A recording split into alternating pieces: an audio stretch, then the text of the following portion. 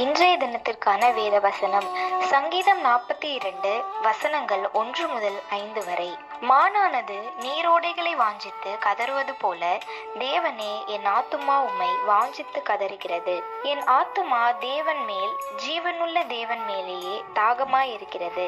நான் எப்போது தேவனுடைய சன்னதியில் வந்து நிற்பேன்? உன் தேவன் எங்கே என்று அவர்கள் நாள்தோறும் என்னிடத்தில் சொல்லுகிறபடியால் இரவும் பகலும் என் கண்ணீரே எனக்கு உணவாயிற்று. முன்னே நான் பண்டிகையை ஆசரிக்கிற ஜனங்களோட கூட நடந்து கூட்டத்தின் களிப்பும் துதியுமான சத்தத்தோடே தேவாலயத்திற்கு போய் வருவேனே. இவைகளை நான் நினைக்கும் போது என் உள்ளம் எனக்குள்ளே உருகுகிறது. என் ஆத்துமாவே, நீ ஏன் கலங்குகிறாய்? ஏன் எனக்குள் தியங்குகிறாய்?